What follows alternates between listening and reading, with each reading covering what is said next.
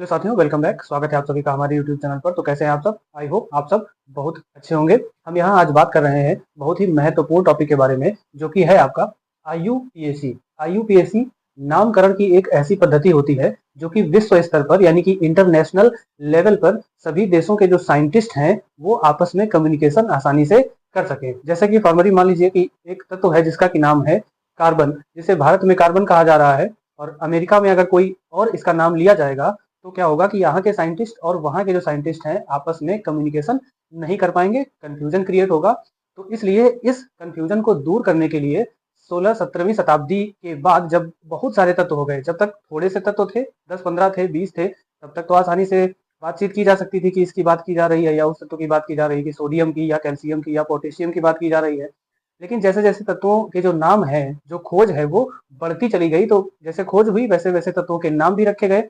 उस पहले फिर मेंडलीव की आवर्त सारणी आई, फिर संशोधित आवर्त सारणी आई, फिर आधुनिक आवर्त नियम आया। तो यहाँ से तत्व जो है जब 100 से भी ज्यादा तत्व हो गए तो सबको पढ़ने में और आपस में कम्युनिकेशन करने में कई दिक्कतों का सामना करना पड़ा। तो यहाँ पर आईयूपीएसी नाम की एक संस्था है जो कि 1919 से काम कर रही है, यानी द्वितीय विश्व युद्ध के बाद आईयूपीएसी नाम की संस्था है जिसकी स्थापना की गई। और इसका काम क्या था? इसका काम सिर्फ इतना था कि तत्व जो है उनका नाम विश्व स्तर पर रखा जाए, यानी कि किसी भी देश में अगर कार्बन पढ़ाया जा रहा है तो पूरे विश्व में जितने भी देश हैं सब उसको कार्बन ही कहेंगे, कोई और तत्व नाम नहीं लेंगे। तो इसलिए यहाँ आईयूपीएसी ने सबके नाम रखे, जैसे कि जो कार्बन है, इसके अलावा जो आप पढ़ते हैं हाइड्रोजन, हीलियम, मेथेन, क्लोरोफार्म, तत्वों के अलावा जो यौगिकों के भी नाम हैं वो भी यहीं से इंटरनेशनल लेवल पर निर्धारित होते हैं। और क्षेत्रीय भाषा में कुछ कुछ जो है वो नाम अलग होते हैं। जैसे कि आप दवाइयों के नाम आप देखते हैं तो वो केमिकल नेम ही हमेशा होते हैं, बेंजोएट, मेथेनोएट या फार्मेल्डिहाइड या फार्मेलिन। इस तरह से जो आपके नाम है वो आईयूपीएसी निर्धारित करती है विश्व स्तर पर, तो इसलिए इसके नाम हमेशा यूनिक होते हैं। तो यहाँ हम आज बात कर रहे हैं इसी महत्वपूर्ण संस्था के बारे में जो कि है आईयूपीएसी। आईयूपीएसी का फुल फॉर्म जो है, पूरा नाम, वो होता है international union of pure and applied chemistry. ये होता है आईयूपीएसी का फुल फॉर्म। आईयूपीएसी आपके हाई स्कूल और इंटर दोनों के लिए बहुत महत्वपूर्ण है। हाई स्कूल में तो यहाँ 4 से 6 नंबर तक के प्रश्न बनते ही हैं। इसके अलावा इंटर में भी आपको कई सारे तत्वों के नाम जो है वो आईयूपीएसी में आने चाहिए। तो इसलिए ये वीडियो आपको पूरा देखना चाहिए अगर आपको आईयूपीएसी का कॉन्सेप्ट क्लियर करना है। यहाँ से आपको आईयूपीएसी पूरी A to Z अगर आपको नहीं आती है तो यहाँ से आप पूरी आईयूपीएसी सीख के जाएंगे। बशर्ते वीडियो आपको ध्यान से देखना होगा और वीडियो में बताई गई एक एक चीज को आपको लर्न भी करना होगा, क्योंकि कुछ कुछ चीजें हैं जो आप अगर दिमाग में बिठा लेते हैं तो आपको नामकरण की जो पद्धति है आईयूपीएसी, ये आसानी से आ जाएगी। तो सबसे पहले फुल फॉर्म जान गए इसका आप, क्या होता है? International union of pure and applied chemistry. ये हो गई आईयूपीएसी संस्था, इसका पूरा नाम। और इसका काम क्या है, ये करती क्या है? आईयूपीएसी नाम की जो संस्था है, इंस्टीट्यूशन है, इसका काम है कि तत्वों और यौगिकों का क्या करना? नामकरण, नेमिंग करना। इसके अलावा शब्दावली तैयार करना, जो मेथेन, एथेन, प्रोपेन या इसके अलावा methyldehyde, alcohol, ethyl alcohol, methyl alcohol, ये सारे नाम हैं वो यही संस्था बताती है। इसके अलावा परमाणु भार, परमाणु क्रमांक का तो आपका आवर्ती नियम आ गया था, लेकिन जो परमाणु भार तत्वों के हैं वो इंटरनेशनल लेवल पर इन्होंने यानी कि आईयूपीएसी संस्था ने निर्धारित किए हैं। तो ये आपका काम हो जाता है। इसके अलावा जैसे कि कोई नई खोज होती है तत्व के बारे में तो उसका भी क्या नाम रखा जाए, तो कई सारे देशों के जो साइंटिस्ट हैं वो मिल करके यह काम करते हैं। तो यहाँ ये हो गया इसका काम। आईयूपीएसी संस्था 1919 में स्थापित हुई थी और इसका काम क्या है? नामकरण, शब्दावली और परमाणु भार। ठीक है, तो यहाँ तक हमने बात करी इसके बारे में। अब आईयूपीएसी जो तत्व है, तत्वों के नाम लिखने के लिए आपको कुछ महत्वपूर्ण नियम आपको आने चाहिए। तो यहाँ नियम लिखेंगे आप, हेडिंग लगा लेंगे आईयूपीएसी के नियम। नियम लिखने से पहले एक चीज आप लिख लें, कार्बन की नेमिंग, गिनती कार्बन की, कि अगर इतने कार्बन आएंगे तो उसको हम क्या लिखेंगे आईयूपीएसी में। हालांकि इस चैप्टर में पीछे बात हो चुकी है। चैप्टर आपका कौन सा है? चैप्टर नंबर 4, कार्बन एवं उसके यौगिक, यानी कार्बन एंड इट्स कंपाउंड। इस चैप्टर की बात हो रही है। तो इसमें अगर कार्बन आपके पास 10 तक कार्बन है तो आप उसको क्या पढ़ेंगे, क्या लिखेंगे आईयूपीएसी में, ये आपको कंठस्थ होना चाहिए, बिल्कुल जुबान पर याद होना चाहिए। अगर ये आप याद कर लेंगे तो नामकरण में आसानी हो जाएगी। तो कार्बन 1 है तो मेथ कहेंगे, 2 कार्बन है तो एथ कहेंगे, 3 है तो प्रो कहेंगे, और अगर 4 है तो ब्यूट कहेंगे, और अगर 5 कार्बन है तो पेंट कहेंगे। इसी तरह से 6 को हेक्स, 7 को हेप्ट कह देंगे, और 8 को ऑक्ट कह देंगे, और 9 को नन कह देंगे, और 10 को डेक कह देंगे। 11-12 और लिख लूँ, वैसे इसकी जरूरत तो नहीं पड़ती है। तो अनडेक और डो डेक, तो ये आपके 12 तक नामकरण हो जाते हैं कार्बन के। ये आपको आने ही चाहिए ताकि आप नामकरण आसानी से कर सकें। इसके अलावा कुछ ग्रुप होते हैं, उनकी चर्चा हम अभी बाद में करेंगे। पहले IUPAC के जो आपके नियम है उसके बारे में देखते हैं। तो नियम नंबर 1 में आपको ये पता होना चाहिए कि सबसे पहले अगर कार्बन की कोई श्रृंखला दी है तो सबसे लंबी कार्बन की श्रृंखला का चयन करते हैं। उसके बाद ये देखते हैं कि कोई इसमें क्रियात्मक समूह तो नहीं लगा है। क्रियात्मक समूह जैसे कि एल्डिहाइड होता है क्रियात्मक समूह, एल्कोहल होता है, अगर OH कहीं है या CHO कहीं है या COOH कहीं है या CO कहीं है, तो इसमें जितने समूह के क्रियात्मक समूह अगर है तो उसमें कार्बन आ रहा है, तो जो कार्बन की नेमिंग करते हैं, पहले कार्बन नियम नंबर 1 आपका कहेगा कि कार्बन की लंबी श्रृंखला का चयन करें। अगर नंबर 2 कहेगा कि अगर उसमें कोई क्रियात्मक समूह है तो कार्बन की गिनती उसी कार्बन यानी क्रियात्मक समूह के कार्बन से शुरू करेंगे। नियम आप अभी लिख लीजिए, समझने के लिए आप जब एग्जाम्पल के साथ आपको बताया जाएगा तो आसानी होगी समझने में। देखिए आपको नियम नंबर 1 लिखिए, कार्बन परमाणुओं की सबसे नंबर 1 में लिखेंगे कार्बन परमाणुओं की सबसे लंबी श्रृंखला का चयन करते हैं। कार्बन परमाणुओं की सबसे लंबी श्रृंखला का चयन करते हैं। नंबर 2 क्रियात्मक समूह ब्रैकेट में लिख देंगे OH, CHO, COOH और CO। इसमें जो लोग कंटिन्यू पढ़ रहे हैं वो पिछला वीडियो अगर देख करके आए हैं तो उसमें बताया गया था OH जो है ये अल्कोहल समूह है, CHO जो है इसको एल्डिहाइड समूह कहते हैं, COOH है इसको कार्बोक्सिलिक अम्ल और CO जो है इसको कीटोन समूह कहते हैं। ब्रैकेट बंद कर देंगे, उसके बाद लिखेंगे की पहचान करते हैं। नंबर 3 में लिखेंगे श्रृंखला में जिस ओर से क्रियात्मक समूह सर्वाधिक पास हो,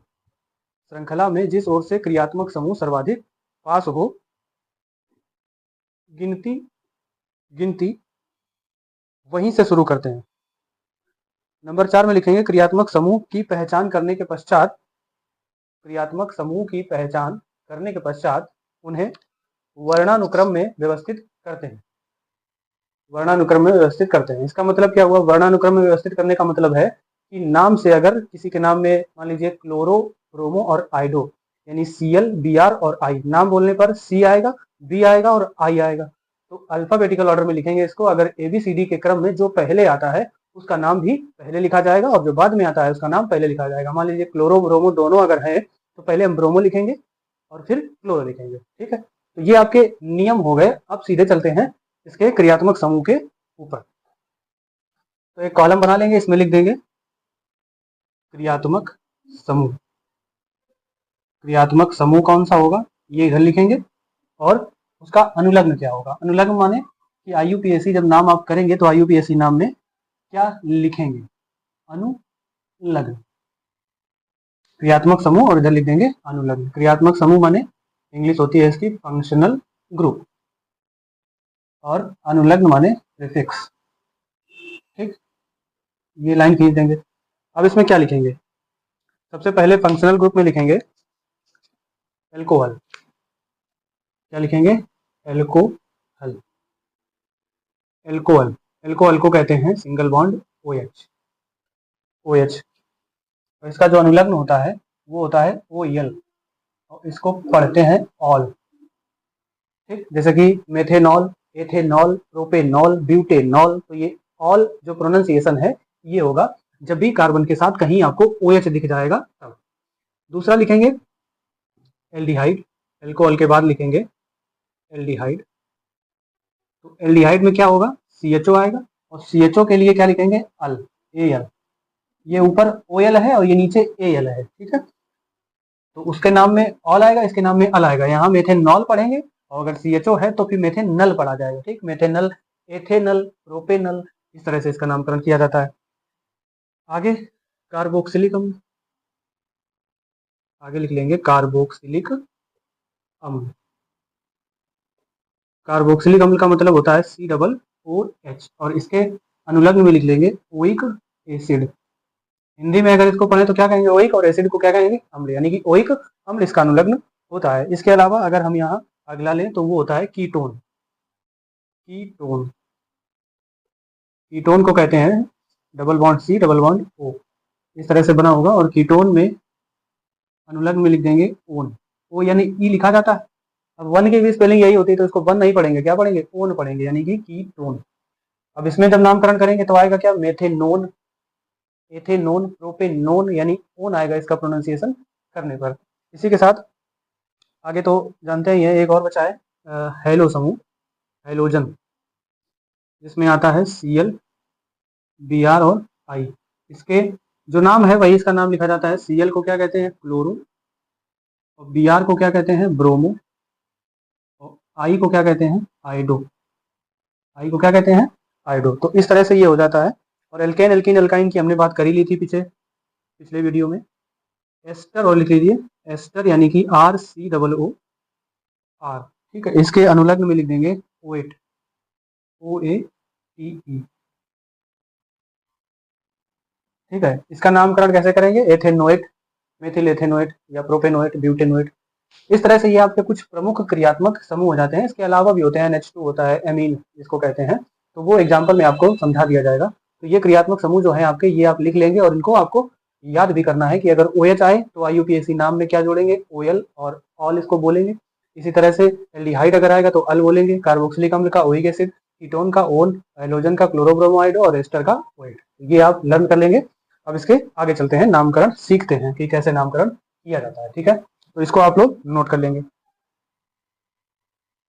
इसमें जो सबसे पहला आपका समूह था, जिसको हम लोग बोल रहे थे एल्कोहल समूह, क्या कह रहे थे, एल्कोहल, या एल्कोहल भी कहीं कहीं लिखा होता है, एल्कोहल, ठीक है। इसका प्रतीक क्या होता है, सिंगल बॉन्ड के साथ OH, और IUPAC में इसको OL जोड़ेंगे, यानी इसको बोलेंगे ऑल। अब कार्बन की श्रृंखला में ये होगा, ठीक है। तो इसको जितने भी क्रियात्मक समूह दिए हैं सबके लगभग 5-5, 6-6 एग्जाम्पल कर लेंगे, फिर इसके बाद मिसलेनियस वो करवा देंगे ताकि आपको क्लियर हो जाए। यहाँ पर तो आप शुरुआत करते हैं इसमें एल्कोहल की, एल्केन की श्रृंखला लेते हैं। एल्केन जाना था आपने, जब कार्बन कार्बन सिंगल बॉन्ड से जुड़ा हुआ हो, और उसका सामान्य सूत्र होता था CnH2n+2। इसका पहला मेंबर आता था CH4, फिर C2H6, फिर C3H8। इसमें n बराबर रखते चले जा रहे हैं तो आगे अगला मिलता चला जाएगा। 1 रखेंगे तो 2 × 1 यानी कि 2 2 4, तो H4 C1 लिखा नहीं जाता है। इसी तरह से 2 रखेंगे तो C2H, 2 दूनी 4 और 2 6। इसी तरह से आगे लिखते हुए चले जाएंगे। तो वहीं से शुरुआत करते हैं CH4 की। तो CH4 देखना, यहाँ पर 4 कार्बन है, 1 कार्बन है, और हाइड्रोजन कितने हैं भैया, 4 हाइड्रोजन है। तो इसका हमने नाम दिया था एल्केन की श्रृंखला में मेथेन। इसको मेथेन बोल रहे थे, क्या बोल रहे थे, मेथेन। कैसे बोल रहे थे, कार्बन क्या है, 1 है, इसके लिए मेथ आएगा, और सिंगल बॉन्ड से सभी हाइड्रोजन जुड़े हुए हैं तो इसलिए एन आएगा, यानी ये एल्केन की श्रृंखला होती है, इसलिए यहाँ पर एन जोड़ा जाता है। अब हम यहाँ पर IUPAC सीख रहे हैं, तो हमको यहाँ 1 हाइड्रोजन हटा करके क्या लगाना है, OH लगाना है, ठीक है। तो जैसे ही ये OH लग जाता है हाइड्रोजन हटके, क्योंकि कार्बन की संयोजकता कितनी होती है, 4 होती है, तो कार्बन 4 ही बॉन्ड बनाता है चारों तरफ अपने, ठीक है। इसलिए यहाँ 1 हाइड्रोजन हटा के हम OH लिखेंगे, तो ये हो जाएगा OH आ गया इसमें। अब इसको हम इस तरह से भी लिख सकते हैं, ये तो संरचना हो गई, या इसको हम दिखा दें यहाँ पर CH, H कितने हैं, 3, और ये क्या है, OH, तो CH3OH भी इसको लिख सकते हैं। IUPAC इसका नाम क्या होगा, IUPAC नाम क्या होगा, देखना इसमें कार्बन कितने हैं, 1, तो क्या लिखेंगे, मेथ, एन है, सिंगल बॉन्ड है, और OH है तो OH के लिए क्या लिखते हैं, OL, ठीक है। अब देखना E और O, जब भी 2 वॉवेल एक साथ आ जाए तो वहां दोनों एक साथ नहीं लिखे जाएंगे, E यहाँ पर हट जाता है एन का, तो ये हो जाता है आपका नाम पूरा मेथेन। E हटा के लिख देते हैं मेथेनॉल, तो इसका नाम क्या हो जाता है, मेथेनॉल।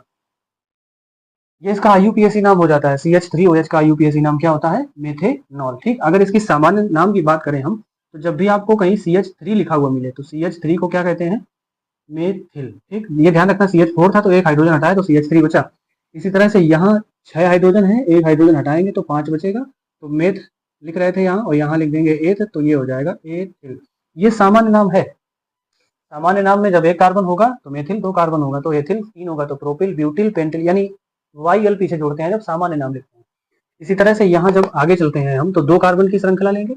अच्छा, जो ये CH3 है, CH3 की जगह पर हम एक शब्द और लिख सकते हैं, जिसको हम लोग बोलते हैं सीधे सीधे R, और इस R को हम वैल्यू के रूप में मान के चलते हैं। पहला CH3, दूसरा C2H5, फिर C3H7, इसी तरह से डॉट डॉट करके ये पूरी श्रृंखला मानते हुए चलते हैं, और ये इसी में n बराबर रखते हुए चल रहे हैं। अब चूंकि हमें OH सब में जोड़ना है तो 1 1 हाइड्रोजन हटाते हुए चलेंगे, ठीक है भैया। तो यहाँ ये श्रृंखला मान के चलते हैं और यही यहाँ पर लिखते हैं। संरचना के रूप में भी देख सकते हैं, जैसे कि 2 कार्बन है तो 2 कार्बन लिख लिए, और इसमें हाइड्रोजन कितने हैं, 5 हाइड्रोजन है और एक जगह पर OH है, तो यहाँ पर ये लिख देंगे हाइड्रोजन के साथ में। तो ये इसका नाम क्या हो जाएगा, C2H5OH। कार्बन कितने हैं, 2 कार्बन के लिए क्या लिखते हैं, एथ, सिंगल बॉन्ड से जुड़े हुए हैं तो N, और OH भी है तो इसको में क्या लिख देंगे, ऑल। तो इसका नाम क्या हो जाएगा, एथेनॉल। एथेनॉल, और इसका सामान्य नाम भी क्या हो जाएगा, एथिल और एल्कोहल। ये इसका सामान्य नाम हो जाएगा। सामान्य नाम लिखते जाएंगे क्योंकि ये आपके प्रयोग में आएगा, पेपर में दोनों ही पूछे जाते हैं, एथिल एल्कोहल या एथेनॉल। तो ये आपको पता होना चाहिए कि कौन सा सामान्य नाम है और कौन सा IUPAC। सामान्य नाम एथिल एल्कोहल और IUPAC नाम एथेनॉल। इसी तरह से यहाँ आगे वाली श्रृंखला में बढ़ते हैं और लेते हैं C3H7 और साथ में OH। तो देखो कार्बन 3 है, 3 कार्बन के लिए क्या लिखेंगे, प्रो, सिंगल बॉन्ड से जुड़े होंगे तो N, और ऑल तो लिख ही देंगे क्योंकि एल्कोहल ग्रुप है। तो ये क्या हो जाएगा, प्रोपेनॉल। प्रोपेनॉल। इसी तरह से अगर 4 कार्बन है और 4 दूनी 8, 8 में 2 जोड़ोगे तो 10, 10 में 1 कम कर दो तो 9 OH। प्रोप के बाद क्या आएगा, ब्यूट, ब्यूट प्लस N और प्लस ऑल, तो ये हो जाएगा ब्यूटेनॉल। ठीक है। इसी तरह से C5 और 5 दूनी 10, 2 12 में 1 कम कर दो 1 11, तो ये हो जाएगा पेंट, 5 कार्बन के लिए, N सिंगल बॉन्ड के लिए, ऑल OH के लिए, तो ये क्या हो जाएगा, पेंटेनॉल। ठीक है भैया। तो इस तरह से ये एल्कोहल जो ग्रुप है आपका, OH जिसका अनुलग्न होता है और ये OH इसका प्रतीक होता है और ऑल इसका अनुलग्न होता है, तो IUPAC में इस तरह से तत्वों के नाम लिखे जाएंगे एल्कोहल समूह के। अभी हमने एक समूह की बात करी, इसी तरह से अगले समूह की भी बात करेंगे। तो ये इसका पहला तत्व क्या हो गया, मेथेनॉल, दूसरा एथेनॉल, तीसरा प्रोपेनॉल, चौथा ब्यूटेनॉल, पांचवा पेंटेनॉल। इसी तरह से आप कहेंगे कि अगला क्या होगा, तो अगला भी निकाल सकते हैं। कार्बन 6 रखेंगे तो C6 और H, 6 दूनी 12, 12 2 14, 14 में 1 कम कर देंगे क्योंकि OH जोड़ते हैं, तो वहां क्या हो जाएगा, हेक्स, पेंट के बाद क्या आता है, हेक्स और N और ऑल, यानी कि हेक्सेनॉल। ठीक है। इस तरह से ये आपका एल्कोहल ग्रुप जो है IUPAC का कंप्लीट हो जाता है। इसके बाद अगले ग्रुप की तरफ हम चलते हैं जो कि है आपका एल्डिहाइड। ठीक है। तो इसको हटा रहे हैं, अब आगे चलते हैं एल्डिहाइड। हेडिंग लगाएंगे क्या, एल्डिहाइड समूह। एल्डिहाइड,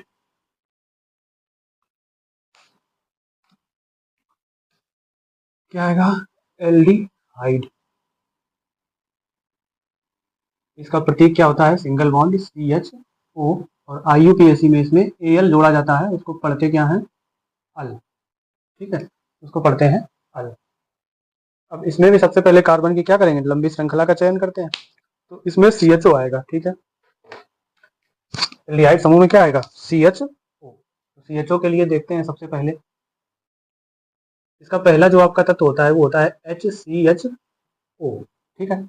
दूसरे से R लेके चलते हैं, जैसे कि अभी पीछे जो था उसमें हमने R माना था तो उसको हम ROH भी लिख सकते हैं, इस तरह से भी लिखा जा सकता है। अब OH का मतलब क्या था, एल्कोहल समूह, और ये एल्डिहाइड चल रहा है तो इसको हम मान के चलते हैं RCHO। अब CHO में देखना जरा इसकी संरचना बनाते हैं, एक कार्बन है, हाइड्रोजन एक है, और ऑक्सीजन एक है, और पीछे क्या जुड़ा हुआ है, R। ठीक, ये R की जगह हम CH3 ले सकते हैं, लेकिन यहाँ देखना बैलेंसी पूरी हो रही है। अगर हम केवल हाइड्रोजन भी ले लें तब भी हमारा काम बन जा रहा है, क्योंकि कार्बन कितने बंध बनाता है, 4 बंध बनाता है। तो यहाँ कार्बन के साथ में 4 बंध बन जाते हैं, तो ये आ जाता है आपका RCHO, यानी HCHO जो कि हमने यहाँ पर लिखा हुआ है। ठीक है भैया। अब ऑक्सीजन जो है ये कार्बन के साथ में डबल बॉन्ड बनाती है, ये आपको याद रखना है। तो ये डबल बॉन्ड क्यों बनाती है, क्योंकि ऑक्सीजन का जो आपका परमाणु क्रमांक होता है वो होता है 6, तो 6 का जब 6 नहीं होता है, 8 होता है, 6 पर तो कार्बन होता है, 7 पे नाइट्रोजन, 8 पे ऑक्सीजन, 8O16। इलेक्ट्रॉनिक विन्यास करेंगे तो 2,6 आता है यहाँ पर। ठीक है। तो ऑक्सीजन के पास हमेशा कितने इलेक्ट्रॉन होते हैं अंतिम कक्षा में, 6 इलेक्ट्रॉन होते हैं, और 2 इलेक्ट्रॉन अगर इसको मिल जाए तो ये अपनी कक्षा पूरी कर लेता है। अष्टक रूल में अष्टक नियम क्या था कि सभी तत्व अपना स्थायित्व प्राप्त करना चाहते हैं, अंतिम कक्षा में इलेक्ट्रॉन कितने पूरे करना चाहते हैं, या तो 8 कर दें, या 2 कर दें, और या जो 18 के करीब है तो वो 18 कर दें। तो इस तरह से यहाँ 6 इलेक्ट्रॉन थे इसके पास, 2 कार्बन से ले लिए, तो इसका जो अष्टक है वो पूरा हो जाता है। ये संरचना होती है CHO ग्रुप की। ठीक है। तो इस तरह से यहाँ आता है आपका HCHO। HCHO का IUPAC नाम लिखेंगे, तो IUPAC नाम लिखने के लिए सबसे पहले कार्बन देखते हैं। कार्बन कितना है, एक कार्बन के लिए मेथ, और देखना सिंगल बॉन्ड से कार्बन जुड़ा हुआ है। ठीक है। ऑक्सीजन वाला बॉन्ड नहीं देखते हैं कि डबल बॉन्ड से जुड़ा है, हाइड्रोजन वाला बॉन्ड देखते हैं। तो यहाँ N और प्लस CHO का अनुलग्न क्या है, Al। तो ये नाम इसका क्या हो जाएगा, मेथनल, मेथेनल। ठीक है, क्या पढ़ेंगे इसको, मेथेनल। इसी तरह से आगे अगला आएगा एथेनल। अब इसका सामान्य नाम भी देख लेते हैं। इसका सामान्य नाम जो है वो हो जाएगा फॉर्मेल्डिहाइड। इसको कहते हैं, एल्डिहाइड समूह है तो इसी से इसका नाम लिख दिया जाता है फॉर्मेल्डिहाइड। ठीक है, अब दूसरा देखते हैं। दूसरे में आएगा CH3, क्योंकि R की जगह यहाँ बढ़ाते चले जाओ तो CH3 CHO। अब CH3 CHO, अब इसमें कार्बन कितने हो गए, दो। दो कार्बन के लिए क्या लिखते हैं, एथ सिंगल बॉन्ड N, और Al लिखेंगे अनुलग्न CHO के लिए। तो ये क्या हो जाएगा, एथेनल। क्या हो जाएगा, एथेनल। और सामान्य नाम क्या हो जाएगा, ये था फॉर्मेल्डिहाइड और ये जो है एथेनल है। ठीक है, तो इसको कह देंगे एथिल एल्डिहाइड। ठीक है, ये लिखा जाता है एथिल एल्डिहाइड, एथिल एल्डिहाइड। ये सामान्य नाम ज़्यादा चर्चा में नहीं रहता, एथेनल ज़्यादा चर्चा में रहता है। इसी के साथ आगे बढ़ेंगे तो C2H5 ले लेंगे और CHO। तो यहाँ 3 कार्बन हो गए, 2 और 1 3 कार्बन, तो ये क्या हो जाएगा, प्रोपेनल। इसका नाम क्या हो जाएगा, प्रोपेनल, प्रोपेनल। इसी तरह से यहाँ C3H7CHO। अब कितने कार्बन हो गए, 3 और 1 4, तो यहाँ क्या हो जाएगा, ब्यूटेनल। समझ रहे होंगे। इसी तरह से C4H9CHO। अब 5 कार्बन हो गए तो इसका नाम क्या हो जाएगा, पेंटेनल। ठीक है, तो इसी तरह से आगे बढ़ते हुए चले जाएंगे। तो ये आपका एल्डिहाइड समूह जो था वो इस तरह से कंप्लीट हो जाता है। तो हमने एल्कोहल समूह और एल्डिहाइड समूह दोनों कंप्लीट कर लिए हैं। अब इसके बाद आगे चलते हैं। अगला आपका समूह होगा कार्बोक्सिलिक अम्ल। अम्ल का जो प्रतीक होता है वो क्या होता है, सिंगल बॉन्ड COOH। ठीक है, कार्बोक्सिलिक अम्ल का क्या होता है, सिंगल बॉन्ड के साथ COOH। तो COOH लिखेंगे, सिंगल बॉन्ड COOH। इसका अनुलग्न क्या होता है, वीक एसिड, वीक एसिड। ये क्या है, कार्बोक्सिलिक अम्ल। ठीक, जैसे उसको RCHO लिख रहे थे, इसको लिख देंगे RCOOH। और इसकी संरचना देख लेते हैं। इसमें ये R हो गया, ये C हो गया। अब इसमें देखना OH भी है और O भी है। तो एक O जो है वो डबल बॉन्ड से जुड़ा होता है और OH इकट्ठे जुड़ा होता है, ये इस तरह से। वैसे अगर वास्तव में देखें तो ऑक्सीजन डबल बॉन्ड बनाता है। ठीक है, तो ऑक्सीजन डबल बॉन्ड बनाने के लिए इसको कभी कभी ऐसे भी लिखा जाता है, ये लिख दिया जाता है बढ़ा करके। ठीक, यहाँ ऑक्सीजन देखना 2 ही बॉन्ड बनाए हैं, एक इधर और एक इधर, एक कार्बन के साथ और एक हाइड्रोजन के साथ। तो यही आपका COOH ही है। ठीक है, तो यहाँ हम शुरुआत करते हैं। अब देखना इसमें कार्बन की 4 संयोजकताएं हैं, तो 2 ये ऊपर और एक इधर जा रही है। तो ये R जुड़ा है, तो R की जगह अगर हम H भी जोड़ दें तब भी काम चल जाएगा। जैसे कि इसमें RCHO की जगह H जोड़ा था, तो पहला कंपाउंड जो आपका था मेथेनल, जिसको फॉर्मेल्डिहाइड कह रहे थे, वो बन जा रहा था। वैसे ही यहाँ पर भी बनाएंगे। पहला कंपाउंड जो आपका बनेगा वो बनता है HCOOH। ठीक, अगर इसकी संरचना की तरफ देखें तो वही यहाँ R की जगह क्या है, H है। ठीक है, ये संरचना पीछे बनाए दे रहे हैं, HCOOH। ये इस तरह से बनता है। ठीक है, ये सूत्र की तरह लिख रहे हैं HCOOH। अब नामकरण करते हैं। IUPAC नाम क्या होगा भैया, कार्बन क्या है, एक कार्बन है तो मेथ लिखेंगे, सिंगल बॉन्ड से है तो N लिखेंगे, और COOH है तो ये पूरा जोड़ देंगे, क्या लिख देंगे, ओइक एसिड। अब ये सब पूरा इकट्ठे मिला के लिख दो, क्या लिख देंगे, मेथेनोइक एसिड। या हिंदी में बोले तो इसको लिख देंगे मेथेनोइक अम्ल। क्या लिख देंगे, मेथेनोइक अम्ल। या इसका सामान्य नाम क्या होता है, सामान्य नाम भी जान लेते हैं। सामान्य नाम, सामान्य नाम इसका होता है फार्मिक अम्ल। क्या लिखते हैं सामान्य नाम में इसका, फार्मिक अम्ल। उसमें क्या लिख रहे थे, फॉर्मेल्डिहाइड, और ये क्या हो जाता है आपका फार्मिक अम्ल। आगे इसका दूसरा देखते हैं। इसमें R की जगह क्या लिख लेते हैं आपकी बार, CH3। तो यहाँ लिख देंगे हम क्या, CH3COOH, CH3COOH। संरचना सेम इसी तरह बनेगी, CH3 पहले लिख लेंगे, सिंगल बॉन्ड C, ऊपर डबल बॉन्ड और सामने OH। तो ये CH3COOH। कार्बन कितने हैं, 2। 2 कार्बन के लिए क्या लिखते हैं, एथ, और सिंगल बॉन्ड के लिए N, और इसके लिए ओइक एसिड। तो ये आपका हो जाता है एथेनोइक, एथेनोइक एसिड या एथेनोइक अम्ल, हिंदी में कह देंगे। और इसका सामान्य नाम, इसका सामान्य नाम होता है आपका, ये एथेनोइक अम्ल है और इसी को कहते हैं हम लोग एसिटिक अम्ल। सामान्य नाम है ये एसिटिक अम्ल या इसी को कहते हैं भैया सिरका, जो खटाई में डाल के खाया जाता है। ठीक है, ये गन्ने के रस से सिरका बनाया जाता है किण्वन विधि के द्वारा। जैसे दही बनता है, दूध से दही बनता है, कुछ डालते हैं क्या? कुछ नहीं डालते हैं। रात में रख दो दूध तो सुबह तक दही बन जाएगा, गर्मी का समय है, आराम से दही बन जाएगा। वैसे ही ये जो सिरका है ये तुरंत नहीं बनता है, मैंने एक रात में नहीं बनता है, इसके लिए 1-2 महीने 3 महीने का प्रोसेस लगता है, तब जाके सिरका बनता है। तो यही आपका सिरका हो जाता है। सिरका का सूत्र क्या होता है? CH3COOH, और IUPAC नाम होता है आपका एथेनोइक एसिड। आगे चलते हैं। देखो CH3 लिया था, आप C2H5 ले लो, तो ये हो जाएगा C2H5 और COOH।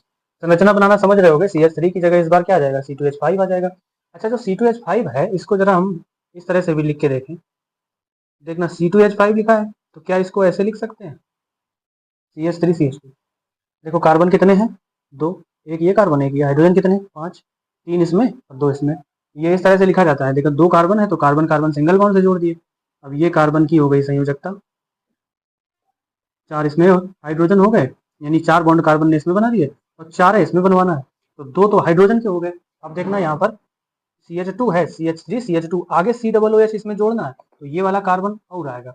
अब इसमें क्या आएगा? COO और ये आ जाएगा OH, क्योंकि ये कार्बन जो है अपने आप में ये है COOH, जिसको हम लोग क्या कह रहे हैं? कार्बोक्सिलिक अम्ल, क्रियात्मक समूह है ये, और इसमें IUPAC के लिए क्या जोड़ते हैं? Oic acid. तो इसकी संरचना इस तरह से बन जाएगी। अब देखना इसका जरा नामकरण करते हैं, नाम रखते हैं। नामकरण संस्कार में क्या होगा भैया? 2 कार्बन है और ये एक 3 कार्बन है, तो प्रोप आ जाएगा, एन आ जाएगा, ओइक एसिड आ जाएगा। तो इसका नाम क्या हो जाएगा? प्रोपेनोइक अम्ल। ये इसका क्या हो जाएगा? IUPAC नाम, प्रोपेनोइक अम्ल। इसी तरह से C3H7 की तरफ चलते हैं, तो C3H7 COOH, प्रोप की जगह क्या आ जाएगा? ब्यूट, तो इसका नाम क्या हो जाएगा? Butanoic acid. इसी तरह से आगे चलते हैं, C4H9 आ जाएगा, COOH, तो ये आपका हो जाएगा पेंटेनोइक एसिड। ठीक है, ऐसे ही आगे बढ़ते चले जाएंगे तो नाम आपका चेंज होता चला जाएगा। तो ये तो हो गया आपका कौन सा? कार्बोक्सिलिक अम्ल ग्रुप। ठीक है भैया, तो अब कार्बोक्सिलिक अम्ल ग्रुप की बात खत्म हो गई। अब कार्बोक्सिलिक अम्ल के बाद अगली हेडिंग पे हम लोग चलते हैं, जो कि है आपकी कीटोन समूह। कीटोन समूह पर चलते हैं। ठीक, कीटोन, कीटोन हेडिंग डालेंगे क्या? Ketone, single bond C, double bond O, और इसका अनुलग्न जो होता है वो होता है ONE, ओन, हिंदी में ओन पढ़ते हैं। और इसको R के रूप में अगर दिखाएं हम, तो यहाँ R के साथ में क्या जोड़ देते हैं? CO जोड़ देते हैं, RCO। ठीक है, अब ये R जरूरी नहीं कि इसके साथ डबल बॉन्ड बनाए, ये लिख सकते हैं कीटोन के साथ। अब यहाँ वैसे तो कीटोन ऐसे दिखाया जाएगा, तो इसमें 2 R समूह दिखा सकते हैं कभी कभी। ठीक है, R2 दिखाने का मतलब है इसको ये भी लिखा जाता है, RCOR भी लिख सकते हैं। ठीक है, लेकिन RCOR जब लिखेंगे तो एक कार्बन इससे जुड़ेगा और ये R जो है इसी कार्बन से जुड़ेगा, ये R ऑक्सीजन से नहीं जुड़ा हुआ है। ठीक है, संरचना इसकी समझते हैं जरा। RC और ये R जोड़ दिया, ऑक्सीजन हमेशा कैसे जुड़ती है? डबल बॉन्ड से। ठीक है, तो ये हो जाता है आपका क्या? कीटोन समूह। अब देखना इसमें R हमेशा 2 है R, तो इसमें 2 R की जगह CH3 आएगा। इसमें H अगर लेते हैं हम, तो HCOH बनता है। ठीक, जैसे अभी सोच रहे होगे कि जो CHO ग्रुप था, जो COOH ग्रुप था, उसमें H लेने से काम बन गया था, तो वो कंपाउंड बनते हैं वहाँ, वो यौगिक बनते हैं, लेकिन इसमें H लेने से खाली काम नहीं चलता है। HCOH कुछ नहीं होता है, तो इसलिए इसको नहीं लिया जाता है। तो इसको यहाँ से हटाते हैं। R की जगह हमेशा शुरुआत इसमें करी जाती है CH3 से, तो CH3 से जब शुरुआत करेंगे तो यहाँ भी CH3 लिखेंगे, C डबल बॉन्ड O, यहाँ भी CH3 लिखेंगे। ठीक है, तो यहाँ देखना एक साथ जब 2 जगह CH3 लोगे तो कार्बन इसमें एक तो है नहीं, इसमें कार्बन कितने आ जाते हैं? 3। तो इसकी नामकरण की जो IUPAC में शुरुआत होती है वो 3 नाम से होती है, मतलब कार्बन 3 को क्या कहते हैं? प्रोप कहते हैं। ठीक है, अब यहाँ समझते हैं। देखना CH3 पहला कंपाउंड क्या बना? CH3COCH3, लिखा ही ऐसा ही जाएगा, लेकिन इसमें जो ऑक्सीजन है वो ऊपर डबल बॉन्ड से जुड़ा हुआ है। ठीक है, अब इसका नामकरण करो तो 3 कार्बन के लिए क्या कहेंगे? प्रोप, सिंगल बॉन्ड है तो एन, और CO है तो उसके लिए ओन, तो इसका नाम क्या हो जाएगा? प्रोपेनोन। ये नाम हो जाएगा इसका। ठीक है भैया, क्या नाम हो जाएगा? Propanone, propanone. लेकिन इसमें एक चीज और देखनी पड़ेगी कि कार्बन की जो श्रृंखला है वो सबसे लंबी श्रृंखला है, ये 3 कार्बन की श्रृंखला है, और इसमें कीटोन जो समूह है वो दूसरे नंबर का कार्बन हो जाता है। ठीक है, तो उसमें नामकरण में कार्बन की गिनती भी लिखी जाती है। ठीक है, या तो वो इसमें देख लेंगे। अब जरा ये 3 कार्बन की वजह से इसका नाम क्या हो गया, प्रोपेनोन। प्रोपेनोन में क्या लिखा, ये हो गया इसका IUPAC नाम। अब इसके सामान्य नाम की अगर हम बात करें तो ये हो जाएगा, देखो CH3 2 है, तो CH3 2 है तो डाई, और ये मेथिल है तो इसको कह देते हैं डाई मेथिल ईथर। ठीक है, कीटोन समूह जो है इसी को ईथर कहते हैं, और एक जो होता है वो ईस्टर समूह होता है, उसको कहते हैं RCOOR। ये ईस्टर होता है, इसमें OH जोड़ते हैं और इसमें IUPAC में ओन जोड़ते हैं। ये बात याद रखेंगे आप, RCOOR जो है इसको ईस्टर बोलते हैं। कंफ्यूजन होगा इसमें इसको तो देख करके। ठीक है, ये RCOOR है और ये आपका RCOR है। ये होता है आपका ईथर समूह या कीटोन समूह, और वो होता है आपका ईस्टर समूह। अब इसमें CH3 CO, यहाँ CH3 है, इसकी जगह हम C2H5 भी ले सकते हैं, या इधर भी C2H5 ले सकते हैं, तो उससे कुछ बदलेगा नहीं, नामकरण में कुछ बदलेगा नहीं, क्योंकि कार्बन की संख्या वही रहेगी। 2, 3 और 4, 4 कार्बन आएंगे तो इसके लिए क्या लिखेंगे, ब्यूट, और सिंगल बॉन्ड है तो एन, और कीटोन ग्रुप है तो ओन, तो ये क्या हो जाएगा, ब्यूटेनोन। इसी तरह से C2H5 ले लेंगे दोनों जगह, जैसे ही दोनों जगह लेंगे तो इसमें 5 कार्बन हो जाएंगे, तो ब्यूट की जगह आ जाएगा पेंट, तो इसका नाम क्या हो जाएगा, पेंटेनोन।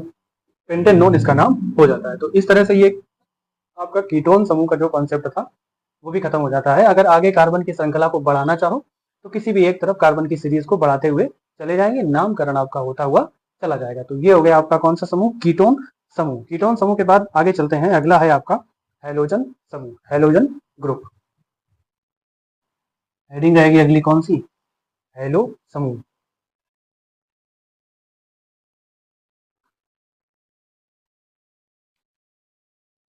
हैलो समूह, हैलोजन लिख लो तो ज्यादा सही है, हैलोजन समूह यानी कि हैलो ग्रुप्स। और इसमें आगे लिख देंगे ClBrI। Cl को कहते हैं क्लोरो, Br को कहते हैं ब्रोमो, और I को कहते हैं आइडो।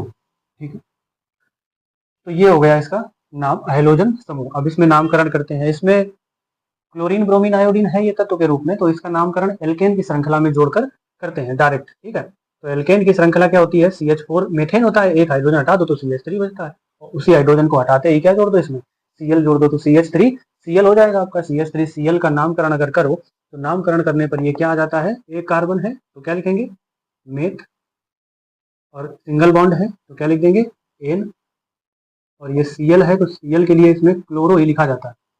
ठीक है, क्लोरो, जब क्लोरो लिखेंगे तो इसका नाम क्या हो जाता है, मेथेन क्लोरो हो जाता है। देखना एक लाइन आई थी नियम में जो आपका लास्ट में था कि वर्णानुक्रम में व्यवस्थित करते हैं, उसका काम यहाँ पर होता है वर्णानुक्रम में व्यवस्थित करने का। अब देखना यहाँ मेथेन है तो मेथेन में यम आता है और क्लोरो में सी आता है, तो पहले यम आएगा कि सी आएगा, तो क्लोरो पहले लिखा जाएगा और मेथेन बाद में लिखा जाएगा, तो इसका नाम हो जाएगा भैया क्लोरोमेथेन, क्लोरोमेथेन। ठीक, सेम उसी तरह अगर यहाँ हम Br जोड़ते, क्या जोड़ते, Cl की जगह Br जोड़ते तो इसका नाम हो जाता क्या, ब्रोमोमेथेन, तो इसका क्या नाम हो जाता, ब्रोमोमेथेन। और अगर I जोड़ देते, तब में जोड़ के देख लो तो ये क्या हो जाता, आइडोमेथेन।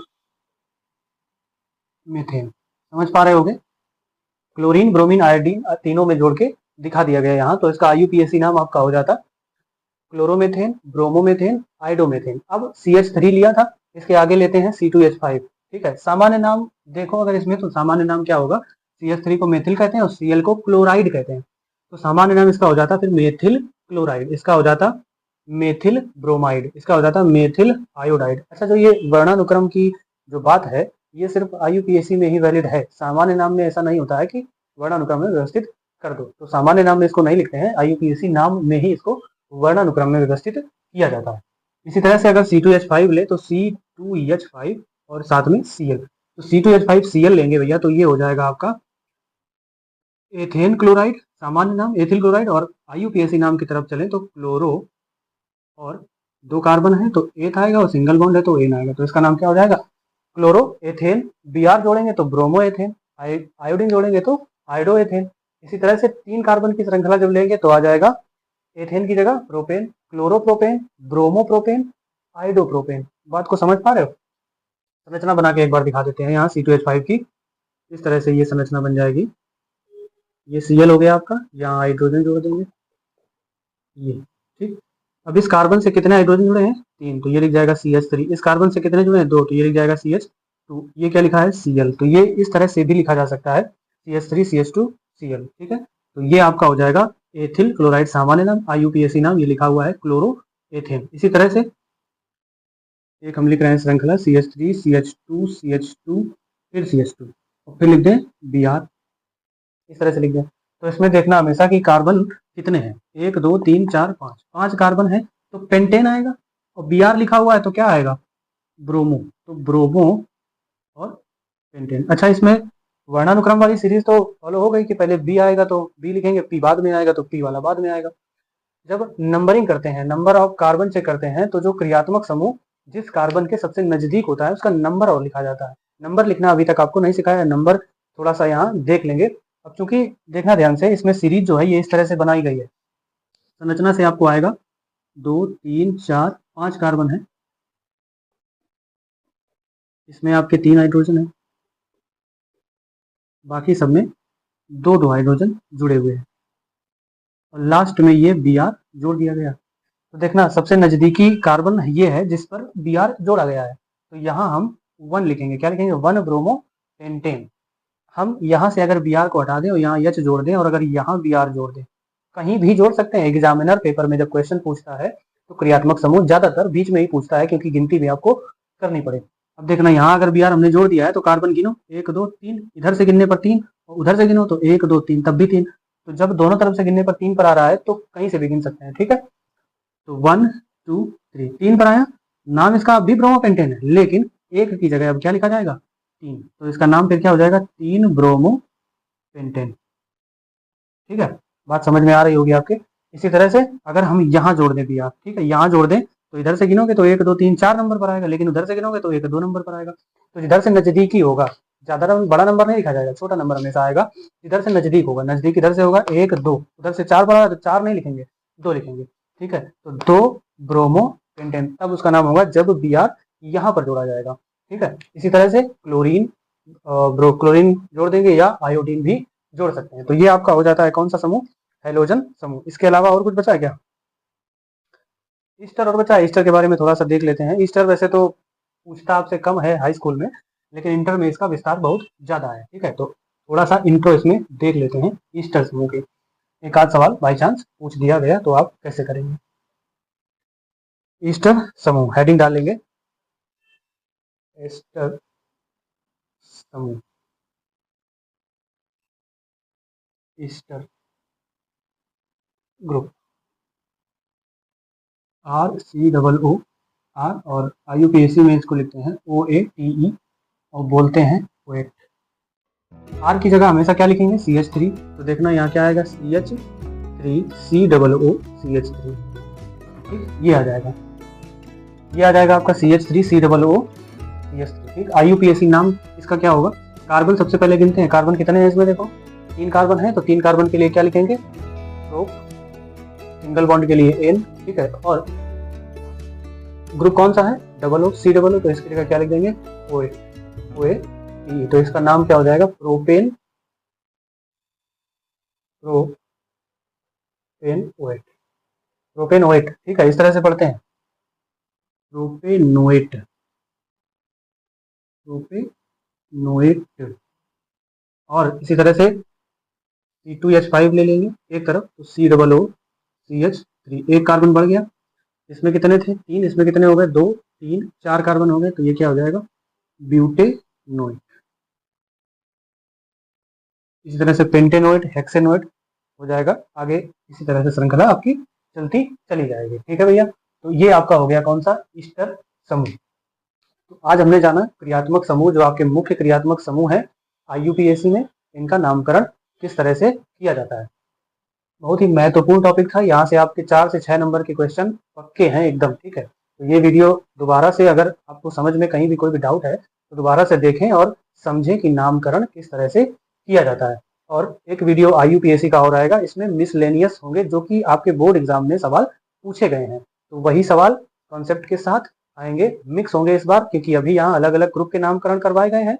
इसकी प्रैक्टिस रिवीजन आप घर पर करेंगे। IUPAC अगर आप किसी भी बुक में कहीं आपको मिलती है तो उसके नाम लिखने की कोशिश करेंगे। और हाँ, जरूरी बात कि आपको जो ग्रुप हैं, ग्रुप के जो अनुलग्न हैं वो याद होने चाहिए। क्रियात्मक समूह जैसे कि एल्डिहाइड का CHO है, पहचान लिया। अब इसमें IUPAC के लिए जोड़ा क्या जाता है ये पता ही नहीं है, तो आप नाम लिख ही नहीं पाएंगे। तो यहाँ इसका जो नामकरण लिखने के लिए आपको ये चीज याद करनी बहुत आवश्यक है। तो इस वीडियो में इतना ही, यहीं तक रखते हैं। इसके बाद अभी ये चैप्टर खत्म नहीं हुआ है, IUPAC का एक वीडियो और आएगा और इस चैप्टर में अभी जो कुछ भी बचा है वो एक वीडियो में आपका समाप्त हो जाएगा। तो आपकी जो रसायन विज्ञान है वो 1 से लेकर के 4 लेसन जो आपके दिए गए हैं वो पूरे समाप्त हो जाएंगे। पहला लेसन कौन सा था? रासायनिक अभिक्रियाएं एवं समीकरण। फिर क्या था आपका? धातु एवं धातु। फिर क्या था? अम्ल क्षार लवण। और फिर क्या था आपका जो अभी चल रहा है, कार्बन एवं उसके यौगिक। तो अगर कोई बच्चा पहली बार देख रहा है तो शुरुआत से वीडियोस को देखे और जो आपके नोट्स हैं वो बनाए। जितना यहाँ आपको पढ़ाया गया है ये आपके एग्जाम के लिए पर्याप्त है। इसको बार बार रिवाइज करें ताकि आपके एग्जाम में अच्छे नंबर आ सकें। ठीक है भैया, तो इस वीडियो में इतना ही। मिलते हैं नेक्स्ट वीडियो में, तब तक के लिए जय हिंद, जय भारत।